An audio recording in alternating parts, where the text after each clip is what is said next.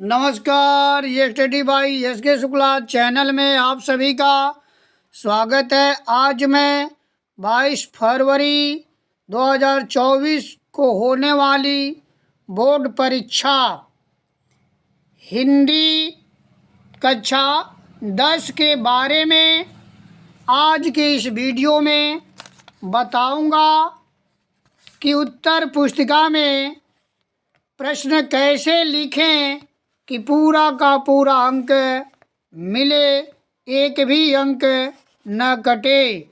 शुरू करने से पहले यदि आपने अभी तक हमारे चैनल को सब्सक्राइब नहीं किया है तो प्लीज़ सब्सक्राइब करें।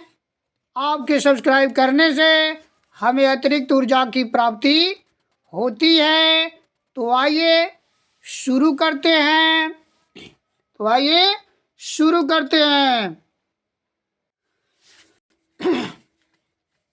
प्रश्न समय 3 घंटे 15 मिनट होंगे आपके पेपर के। निर्देश प्रारंभ के 15 मिनट परीक्षार्थियों को प्रश्न पत्र पढ़ने के लिए निर्धारित है। प्रश्न पत्र 2 खंड में विभक्त होगा, खंड अ और खंड ब। प्रश्न पत्र के खंड अ में बहुविकल्पीय 20 प्रश्न होंगे जिनका उत्तर अकुमार शीट पर देने होंगे। खंड ब में 50 नंबर के वर्णनात्मक प्रश्न होंगे। तो आइए शुरू करते हैं। खंड अ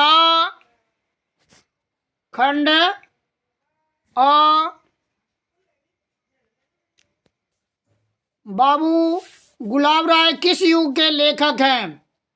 बाबू गुलाब राय किस युग के लेखक हैं? भारतेंदु युग, द्विवेदी युग, शुक्ल युग, शुक्लांतर युग। यानी पहले प्रश्न का दूसरा विकल्प सही है, द्विवेदी युग। यानी बाबू गुलाब राय द्विवेदी युग के लेखक हैं। नेक्स्ट, चिंतामणि किस विधा की रचना है? निबंध, कविता, नाटक, कहानी। यानी दूसरे प्रश्न का पहला विकल्प सही है, निबंध। चिंतामणि निबंध विधा की रचना है। नेक्स्ट, गबन किसकी रचना है? मुंशी प्रेमचंद, जयशंकर प्रसाद, निराला, हरिकृष्ण प्रेमी। यानी तीसरे प्रश्न का सही विकल्प है मुंशी प्रेमचंद। यानी गबन मुंशी प्रेमचंद की रचना है। मुंशी प्रेमचंद की रचना है। नेक्स्ट, शुक्ल युग की समयावधि है सन 1936 से 1943 तक, 1919 से 1938 तक, 1900 से 1918 तक, 1918 तक। उपरोक्त में से कोई नहीं। यानी चौथे प्रश्न का दूसरा विकल्प सही है, 1919 से 1938 तक शुक्ल युग का समयावधि है। नेक्स्ट, नीड़ का निर्माण फिर किस विधा की रचना है? जीवनी, आत्मकथा, साक्षात्कार या भेंट वार्ता, रेखा चित्र। सही विकल्प है आत्मकथा। नीड़ का निर्माण फिर आत्मकथा विधा की रचना है, हरिवंश राय द्वारा लिखा गया है। नेक्स्ट, प्रिय प्रवास किस युग की रचना है? प्रिय प्रवास किस युग की रचना है? द्विवेदी युग, भारतेंदु युग, प्रगतिवादी युग, छायावादी युग। प्रिय प्रवास द्विवेदी युग की रचना है। और सही विकल्प है द्विवेदी युग, पहला विकल्प सही है, द्विवेदी युग। नेक्स्ट, मधुशाला किसकी रचना है? रामधारी सिंह दिनकर, हरिऔध, हरिवंशराय बच्चन, सुमित्रानंदन पंत, मधुशाला हरिवंशराय बच्चन की रचना है। यानी 7वें प्रश्न का तीसरा ऑप्शन सही है, हरिवंशराय बच्चन।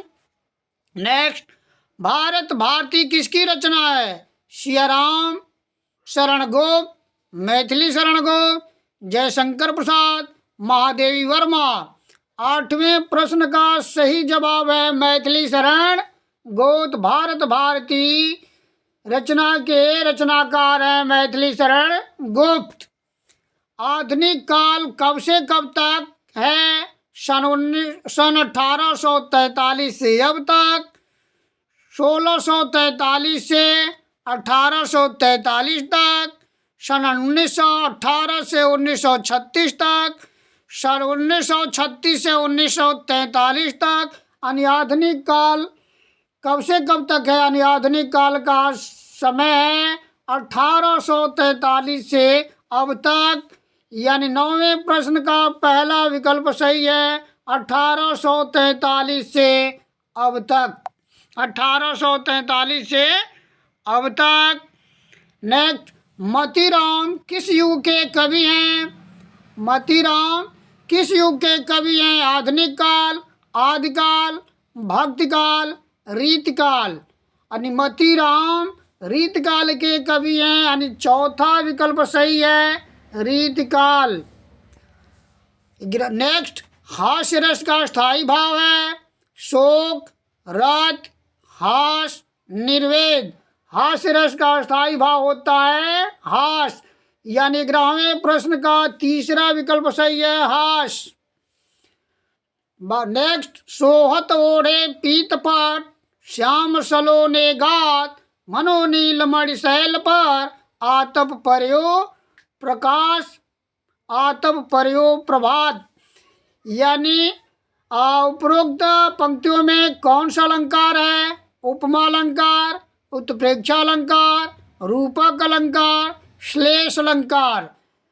अनुपरोक्त उदाहरण में उत्प्रेक्षा अलंकार है, क्योंकि जहाँ जन मनु जानो मनहु आता है वहाँ उत्प्रेक्षा अलंकार होता है। तो 12वें प्रश्न का दूसरा विकल्प सही है, उत्प्रेक्षा अलंकार। उत्प्रेक्षा अलंकार, उत्प्रेक्षा उत्प्रेक्षा अलंकार।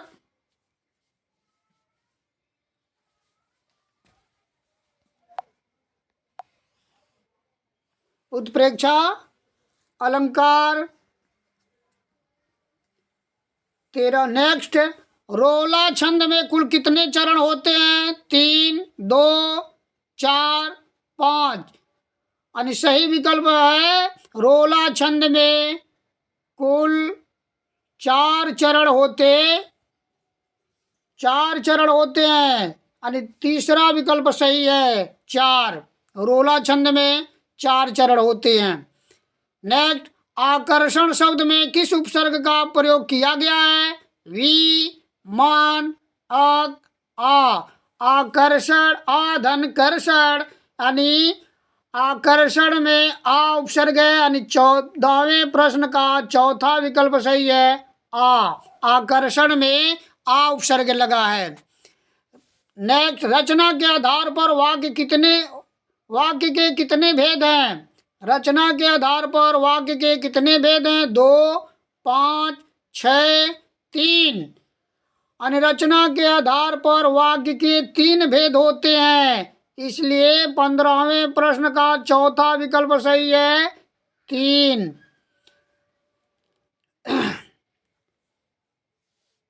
नेक्स्ट, पीताम्बर में कौन सा समास है? पीताम्बर में कौन सा समास है? कर्मधारय, द्वंद्व, बहुव्रीहि, तत्पुरुष। पीताम्बर में कौन सा समास है? अन्य पीला है वस्त्र जिसका। समास विग्रह जब कर पीला है वस्त्र जिसका अर्थात विष्णु या कृष्ण, तो बहुव्रीहि समास यानी 16वें प्रश्न का सही विकल्प है बहुव्रीहि समास। यानी जिस समास में पहले पद की प्रधानता न और न दूसरे पद की प्रधानता हो, किसी तीसरे पद की प्रधानता हो, तो उसे बहुव्रीहि समास कहते हैं। तो यहाँ पहला दूसरा पद प्रधान न होकर तीसरा पद प्रधान है, इसलिए पीताम्बर में बहुव्रीहि समास है। नेक्स्ट, आंसू का तत्सम रूप है। आंसू का तत्सम रूप है अश्रु, अंशु, रोना, आंख। आंसू का तत्सम रूप है अश्रु, यानी पहला विकल्प सही है अश्रु। नेक्स्ट, कर्तृवाच्य में किसकी प्रधानता होती है? कर्ता की प्रधानता, कर्म की प्रधानता, भाव की प्रधानता, इनमें से कोई नहीं। कर्तृवाच्य में कर्ता की प्रधानता होती है, यानी पहला विकल्प सही है कर्ता की प्रधानता। जिस वाक्य में लिंग वचन कारक कर्ता के अनुसार हो तो उसे कर्तृवाच्य कहते हैं। कर्तृवाच्य में कर्ता की प्रधानता होती है। नेक्स्ट, ताभ्य शब्द में वचन एवं विभक्ति है। षष्ठी विभक्ति एक वचन, सप्तमी विभक्ति द्विवचन, षष्ठी विभक्ति बहुवचन, चतुर्थी विभक्ति बहुवचन।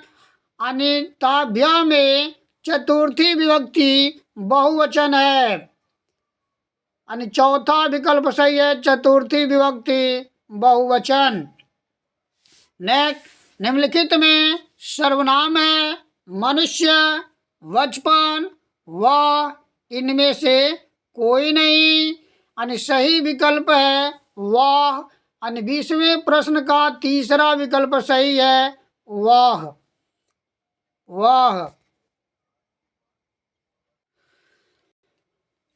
खंड अ पूरा हुआ। खंड ब में वर्णनात्मक प्रश्न होंगे 50 नंबर के। पहला प्रश्न है,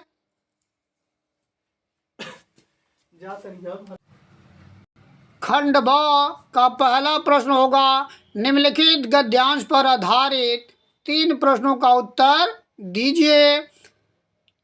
यह कोई बात नहीं है कि एक स्वभाव और रुचि के लोगों में ही मित्रता हो सकती है। समाज में विभिन्नता देखकर लोग एक दूसरे की ओर आकर्षित होते हैं। जो गुण हम में नहीं है, हम चाहते हैं कि कोई ऐसा मित्र मिले जिसमें वे गुण हो। चिंताशील मनुष्य प्रफुल्लित चित्त का साथ ढूंढता है। निर्बल बलि का, धीर उत्साही का, उच्च आकांक्षा वाला चंद्रगुप्त युक्ति और उपाय के लिए चाणक्य का मुंह ताकता था। नीति विशारद अकबर मन बहलाने के लिए बीरबल की ओर देखता था। इससे संबंधित प्रश्न है, उपयुक्त गद्यांश का संदर्भ लिखिए। तो संदर्भ लिखने से पहले आप संकेत लिखेंगे, गद्य हो या पद्य हो। पहली पंक्ति के शुरू के 2 शब्द तथा अंतिम पंक्ति के अंतिम 2 शब्द लिखते हैं और बीच में डॉट डॉट। फिर संदर्भ लिखेंगे। और संदर्भ कैसे लिखेंगे? प्रस्तुत गद्यांश हमारी पाठ्य पुस्तक हिंदी गद्य खंड के पाठ मित्रता से लिया गया है। इसके लेखक आचार्य रामचंद्र शुक्ल जी हैं। फिर दूसरा प्रश्न है, गद्यांश के रेखांकित अंश की व्याख्या कीजिए। तो सुंदर अक्षरों में लिखेंगे कि रेखांकित अंश की व्याख्या। रेखांकित अंश की व्याख्या लिखने के बाद अपने शब्दों में व्याख्या करेंगे। अब राइटिंग आपकी अच्छी नहीं है तो चिंता करने की ज़रूरत नहीं है, तरीका सही होना चाहिए। अगर आप सही तरीके से लिखेंगे तो आपको पूरा का पूरा अंक मिलेगा, पूरा का पूरा अंक मिलेगा। यह कोई बात नहीं है कि एक स्वभाव और रुचि के लोगों में ही मित्रता हो सकती है। यानी लेखक आचार्य रामचंद्र शुक्ल जी कहते हैं कि यह आवश्यक नहीं है कि जब एक ही स्वभाव और एक ही रुचि के लोग मिले, व्यक्ति मिले, तभी आप मित्रता कर सकते हैं, ऐसा नहीं है, अलग अलग स्वभाव में मित्रता हो सकती है। समाज में विभिन्नता देखकर लोग एक दूसरे की ओर आकर्षित होते हैं। समाज में लोग विभिन्नता देखकर यानी अलग अलग यानी जो गुण मेरे अंदर नहीं है दूसरे में है, तो जो गुण अपने अंदर नहीं है दूसरे के अंदर जो वह गुण है, उस व्यक्ति से उस गुण प्राप्त करने के लिए उसके साथ मित्रता करते हैं। जो गुण हम में नहीं है, हम चाहते हैं कि कोई ऐसा मित्र मिले जिसमें वे गुण हो। यानी हम चाहते हैं कि जो गुण हम में नहीं है, हमें कोई ऐसा मित्र मिले जिसमें वह गुण हो और उससे हम ग्रहण कर सकें। तीसरा प्रश्न है, लेखक के अनुसार समाज में विभिन्नता देखकर लोग एक दूसरे की ओर क्यों आकर्षित होते हैं? उत्तर होगा, लेखक के अनुसार समाज में विभिन्नता देखकर लोग एक दूसरे की ओर क्यों की जगह पर इसलिए लिख लेंगे, इसलिए आकर्षित होते हैं कि जो गुण हम में नहीं है, जो गुण हम में नहीं है, हम चाहते हैं कि कोई ऐसा मित्र मिले जिसमें वे गुण हो और हम उसे ग्रहण कर सकें। अथवा हे भगवान, तब के लिए विपद के लिए इतना आयोजन, परम पिता की इच्छा के विरुद्ध इतना साहस, पिताजी क्या भीख न मिलेगी? क्या कोई हिंदू भूपृष्ठ पर न बचा रह जाएगा जो ब्राह्मण को 2 मुट्ठी अन्न दे सके? यह संभव है, फेर दीजिए। पिताजी, मैं कांप रही हूँ, इसकी चमक आंखों को अंधा बना रही है। उपयुक्त गद्यांश का संदर्भ लिखिए। तो जैसा कि हमने अभी ऊपर बताया है, आप संदर्भ लिखेंगे। संदर्भ कैसे लिखेंगे कि प्रस्तुत गद्यांश हमारी पाठ्य पुस्तक हिंदी गद्य खंड के पाठ ममता नामक शीर्षक से लिया गया है। इसके लेखक जयशंकर प्रसाद जी हैं। गद्यांश की रेखांकित अंश का भाव स्पष्ट कीजिए। तो आप हेडिंग बनाएंगे, रेखांकित अंश की व्याख्या, और फिर एक एक शब्द को पढ़कर अपने शब्दों में व्याख्या करेंगे। जैसा कि परम पिता की इच्छा के विरुद्ध, यानी जय लेखक कहते हैं कि ममता अपने पिता चूड़ामणि से कहती है कि हे पिताजी, अनीश्वर के इच्छा के विरुद्ध इतना साहस, क्या इस संसार में भीख न मिलेगी? क्या कोई हिंदू से धरती पर शेष नहीं बचेगा? तीसरा प्रश्न है, ममता द्वारा किस कार्य को ईश्वर की इच्छा के विरुद्ध बताया गया है? उत्तर लिखेंगे, ममता द्वारा रिश्वत उत्कोच, यानी ममता द्वारा रिश्वत लेने के कार्य को ईश्वर की इच्छा के विरुद्ध बताया गया है। ममता द्वारा किस कार्य को ईश्वर की इच्छा के विरुद्ध बताया गया है? ममता द्वारा रिश्वत लेने के कार्य को ईश्वर की इच्छा के विरुद्ध बताया गया है। दूसरा प्रश्न होगा खंड ब का, दिए गए पद्यांश पर आधारित 3 प्रश्नों का उत्तर दीजिए। चरण कमल बंदो हरिराय, जाकी कृपा पंगु गिरि लेहो, अंधे को सब कुछ दरसाय, बहिरो सुने गूंग पुनि बोले, रंक चले सिर छत्र धराय, सूरदास स्वामी करुणा में, बार बार बंदौती पाई। पहला प्रश्न है, उपयुक्त पद्यांश का संदर्भ लिखिए। तो संदर्भ हेडिंग बनाकर और लिखेंगे कि प्रस्तुत पद्यांश हमारी पाठ्य पुस्तक हिंदी काव्य खंड के पाठ सूर के पद से लिया गया है या अवतरित है। इसके कवि सूरदास जी हैं या महाकवि सूरदास जी हैं। रेखांकित अंश की व्याख्या कीजिए। तो हेडिंग बनाएंगे रेखांकित अंश की व्याख्या, और फिर शब्द को पढ़कर अपने शब्द में व्याख्या करेंगे। जैसे रेखांकित यहाँ दिया हुआ है, बहिरू सुने गुंग पुनि बोले, रंक चले सिर छत्र धराई। यानी सूरदास जी, महाकवि सूरदास जी कहते हैं कि भगवान श्री कृष्ण की कृपा से, भगवान श्री कृष्ण की कृपा से बहरा व्यक्ति सुनने लगता है, बहरा व्यक्ति सुनने लगता है और गूंगा व्यक्ति पुनः बोलने लगता है। रंक चले सिर छत्र धराई, रंक चले और दरिद्र गरीब व्यक्ति कृष्ण की कृपा से, श्री कृष्ण की कृपा से राजा की तरह सिर पर छत्र धारण कर चलता है, या छत्र धारण कर लेता है, मुकुट धारण कर लेता है। तीसरा प्रश्न है, उपयुक्त पंक्तियों में कौन सा अलंकार है? उपयुक्त पंक्तियों में रूपक, अनुप्रास व पुनरुक्ति प्रकार से बार बार, जहाँ एक शब्द की पुनः आवृत्ति हो वहाँ पुनरुक्ति अनुप्रास अलंकार होता है। तो उपयुक्त पंक्तियों में रूपक, अनुप्रास और पुनरुक्ति प्रकाश अलंकार है।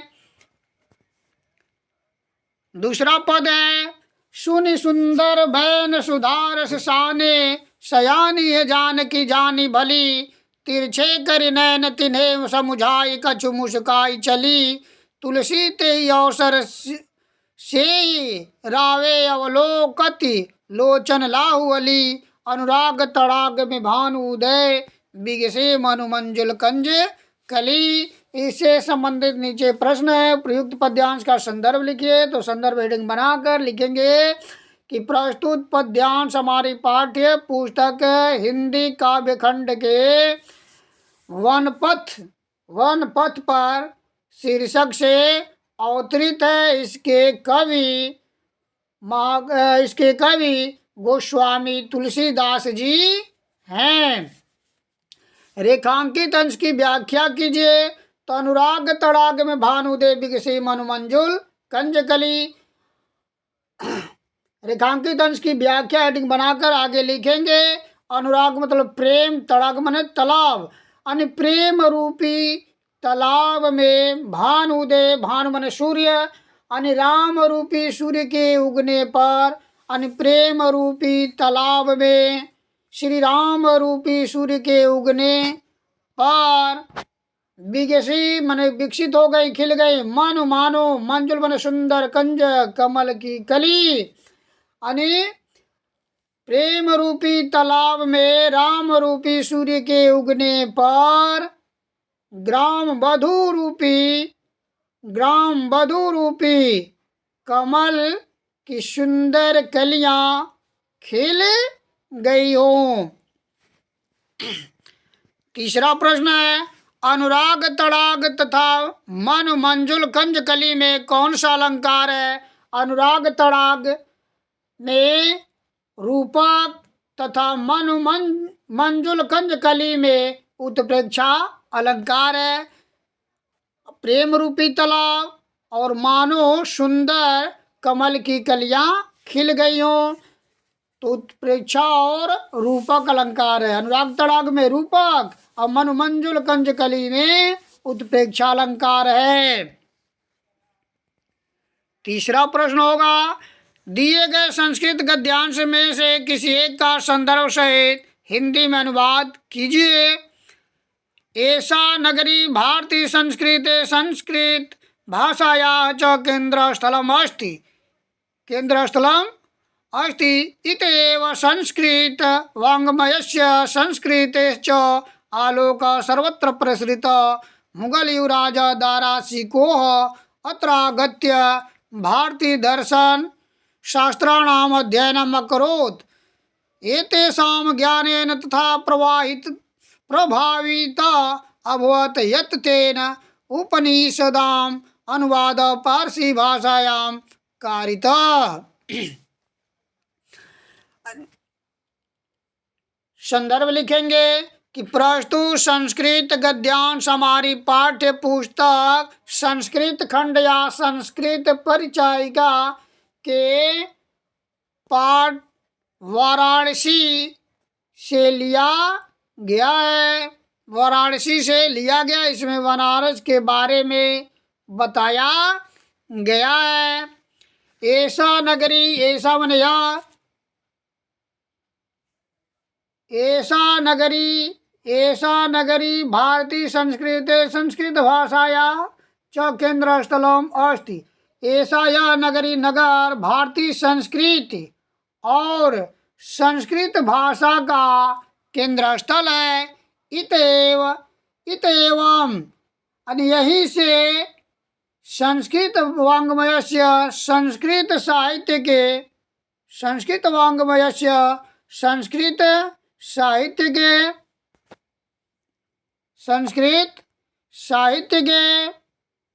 संस्कृति च और संस्कृत साहित्य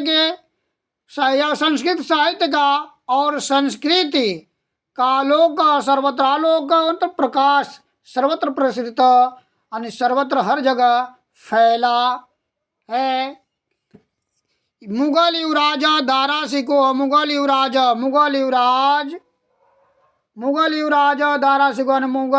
दारा शिकोह अत्र आगत्य, यहाँ आकर भारतीय दर्शन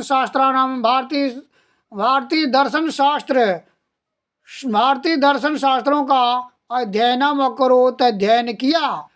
एतेषां ज्ञानेन, इसके ज्ञान से तथा इस प्रकार प्रभावित हुए यत् की तेन उसने उपनिषदों का अनुवाद पारसी भाषायाम कारित, पारसी भाषा में करा दिया।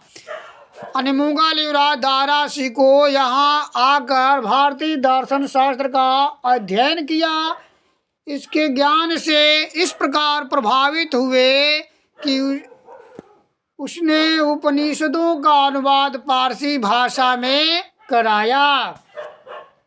अथवा मानव जीवन से संस्करणम संस्कृति अस्माकं पूर्वजा मानव जीवन संस्कर्तुं महानदं प्रयत्नम् अकुर्वन्, तो अस्माकं जीवनस्य संस्करणाय यान् आचरान् विचारान् च अदर्शयन् तत्सर्वम् अस्माकं संस्कृते।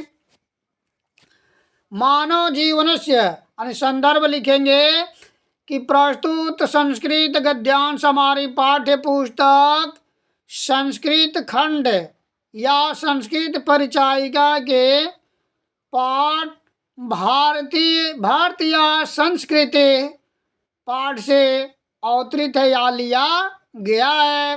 फिर लिखेंगे हिंदी में अनुवाद, और फिर एक एक शब्द को पढ़कर हिंदी में अनुवाद करते जाएंगे। मानव जीवन से संस्करणम, मानव जीवन का संस्कारित करना, संवारना संस्कृति है। मानव जीवन को संवारना संस्कृति है। अस्माकं पूर्वजा, अस्माकं माने हमारे,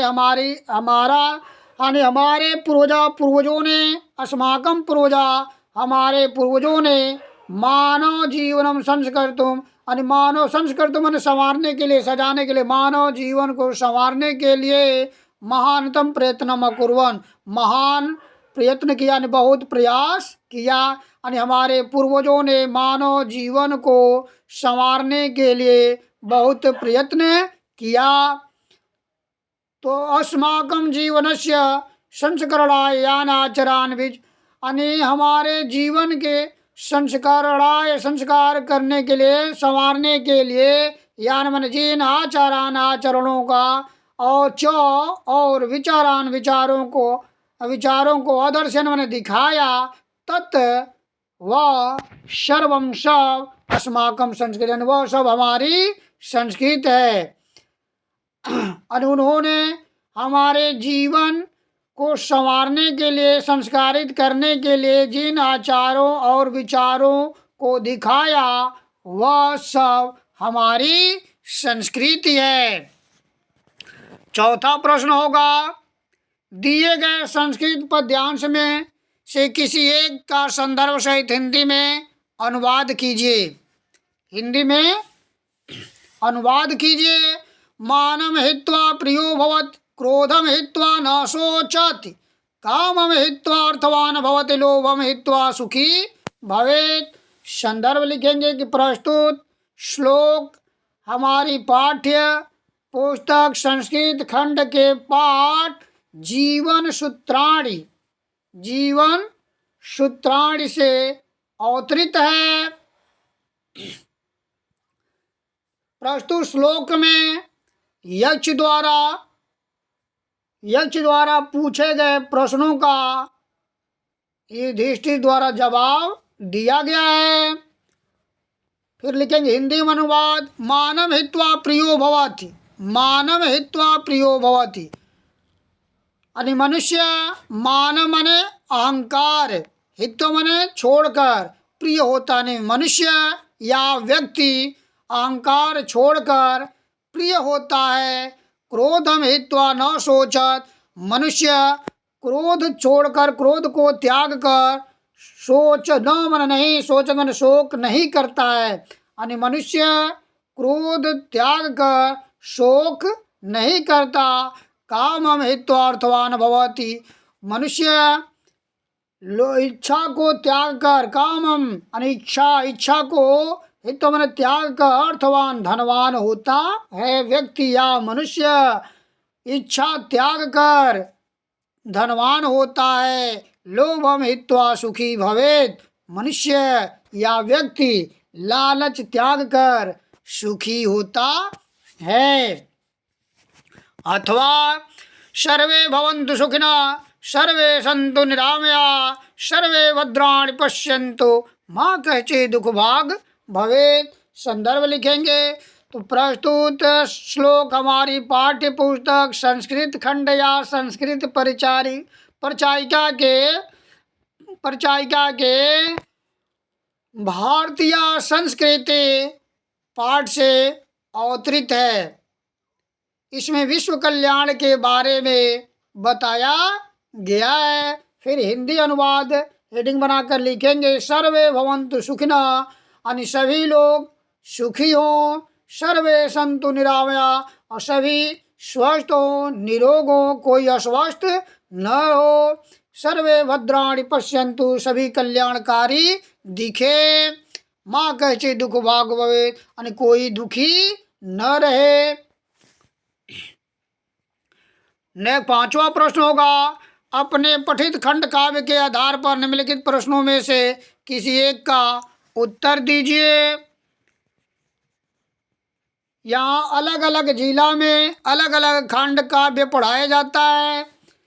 आप अपने जिला के अनुसार खंड काव्य से संबंधित प्रश्नों का उत्तर देंगे। जैसे कुशीनगर जिला में, कुशीनगर देवरिया में मेवाड़ मुकुट पढ़ाया जाता है, तो मेवाड़ कुशीनगर और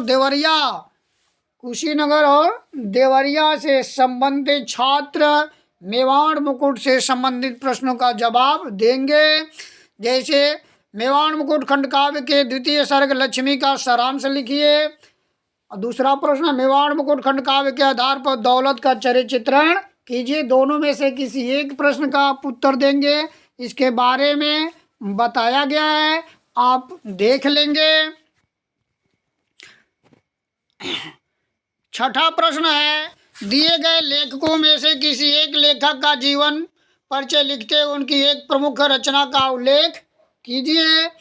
तो जीवन परिचय लिखने के लिए जैसे डॉक्टर राजेंद्र प्रसाद, जयशंकर प्रसाद, आचार्य रामचंद्र शुक्ल यानी किसी लेखक या कवि का जीवन परिचय लिखने के लिए जन्म, मृत्यु, जन्म स्थान, माता पिता व शैक्षिक योग्यता और उनकी प्रमुख रचना कंठस्थ होना अति आवश्यक है। और शेष आप अपने शब्दों में बनाकर लिख सकते हैं। आगे बढ़ते हैं। अब तो नेक्स्ट है, अपनी पाठ्य पुस्तक में से कंठस्थ कोई एक श्लोक लिखिए जो इस प्रश्न पत्र में न आया हो। हमने बार बार आप बताया है कि कम से कम आप दो नहीं 3 श्लोक याद करेंगे, क्योंकि पेपर में 2 श्लोक पूछे जाएंगे।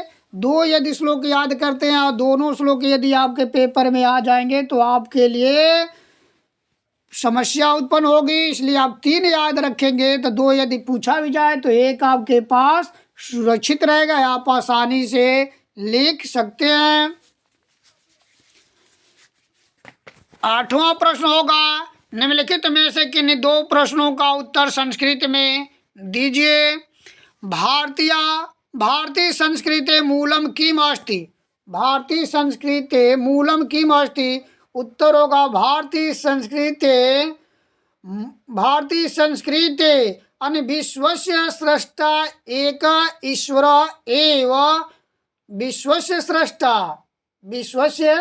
स्रष्टा एक ईश्वर एव भारतीय संस्कृते मूलम अस्ति। भारतीय संस्कृते मूलम किम अस्ति, यानी भारतीय संस्कृत का मूल क्या है। उत्तर लिखेंगे कि विश्वस्य स्रष्टा ईश्वर एक एव भारतीय संस्कृते मूलम अस्ति। मूलम अस्ति।